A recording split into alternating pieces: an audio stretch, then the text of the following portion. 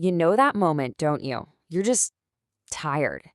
And you finally work up the courage to say something really simple. Something like, hey, when you said that earlier, it kind of hurt. You're just looking for a little understanding, maybe a moment of connection.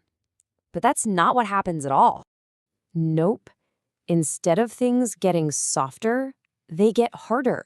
There's no pause, no moment of, oh, really? And right there, in that split second, you can literally feel the air in the room change. What was supposed to be a simple human conversation just turned into something else. And just like that, you're on the witness stand. Every single word you say gets picked apart, cross-examined. Your feelings are twisted around and used as evidence against you. And somehow, you end up being the one who's too sensitive or dramatic for reacting to the very thing they did. You walk away feeling like you are the problem. So if this whole dynamic feels impossible to win, it's because it is. You feel like you're losing because you're making one huge mistake. You think you're having a normal argument, but you're not. You're actually in something called an asymmetrical conflict. This right here breaks it all down. Just look at the two columns. You are playing the connection game. Your goal is to understand, to clarify, to actually connect with this person.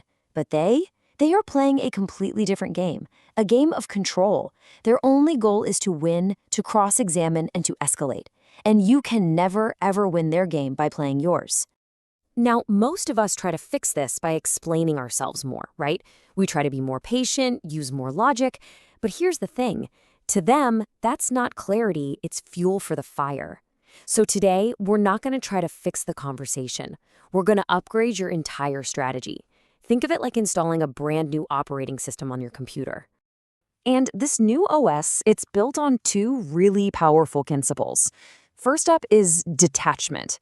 This just means you stop pouring your precious emotional energy into the conflict. You just stop feeding it. And second is strategy. This is where you stop just reacting on impulse and you start responding with a clear, deliberate system.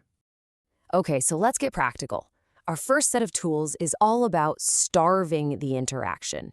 We're going to cut off the one thing it absolutely needs to survive, your emotional reaction. We're cutting off the fuel supply. And to do that, you have to understand this crucial concept, emotional supply. Your anger, your tears, those long, desperate texts trying to explain yourself. That's what they're after. That's their fuel. Your reaction is proof to them that they can control how you feel. And believe me, that is the reward they are looking for. So how do you take away that reward? You use something called the gray rock method. The whole goal is to become as boring and uninteresting as a plain old gray rock. You become emotionally flat, predictable, totally unresponsive. No drama. So when they say something like, "You're so dramatic," you just say, "Okay." See? You're not trying to win the argument, you're just making the argument incredibly boring. Now, this all sounds pretty simple on paper, but there's a part of this process that almost nobody prepares you for. When you first start doing this, you've got to be ready, because there will be a backlash. That's right. The moment you cut off their emotional supply, their behavior doesn't get better. In fact, it's probably going to get a whole lot worse. They're going to push harder, they're going to escalate because they are desperately trying to get that reaction, that reward back from you. There's a name for this. It's called an extinction burst. Think about a vending machine, right? If you put your money in and the snack doesn't drop, you don't just walk away. You push the button again, but harder. You might even shake the whole machine. That's exactly what's happening here. And this is the moment where holding your ground is absolutely, positively critical. But what about those situations where you can't just go silent? I mean, what if this person is a coworker or worse, a co-parent? You can't just become a rock. For these tricky situations, we're going to need some more advanced situational strategies. So this is where we level up from gray rock to something called the yellow rock method. It's basically gray rock, but you add a thin layer of polite professionalism.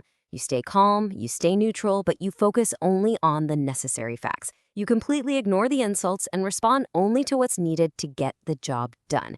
And the best part? If they ever show your messages to someone else, you look totally professional, and well, they just look unhinged. Now, for those even tougher situations, like with a family member, there's another mental shift you can make. It's called compassionate detachment. You stop asking, why are they doing this to me? And you start just observing. You can't love dysfunction out of a person. This isn't about fixing them.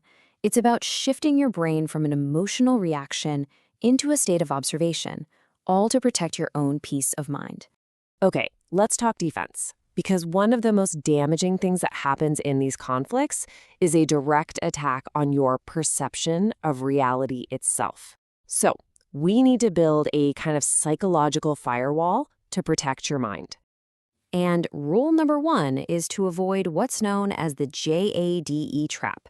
This is that natural human impulse to justify, argue, defend, and explain yourself when you feel like you're being misrepresented. But with a high conflict person, any explanation you give them isn't seen as clarity, it's just more ammunition for them to twist and use against you. So, if you can't justify and you can't explain, what are you supposed to do? How do you even communicate? Well, the answer is actually a really simple structured framework.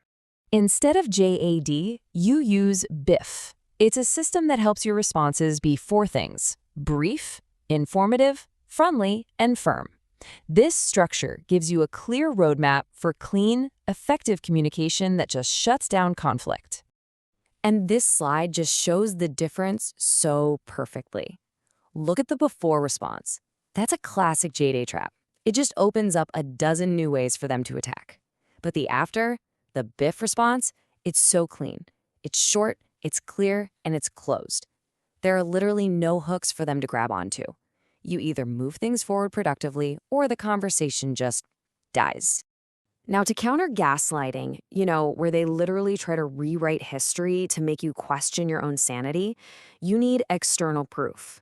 So start keeping what are called reality logs.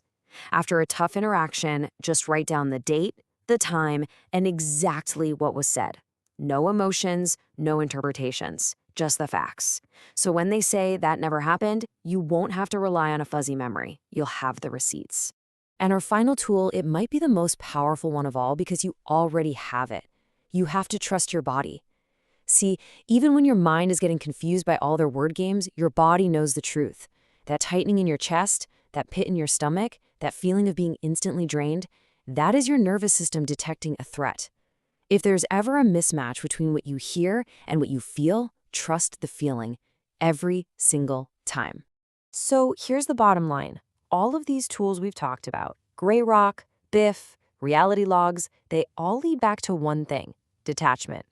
When you use these strategies, you are detaching from their game, from their need for control, and from all the chaos. You are reclaiming your mind, your peace, and your personal space. You don't have to prove anything to them. You don't have to explain your pain. And you absolutely do not have to win their game.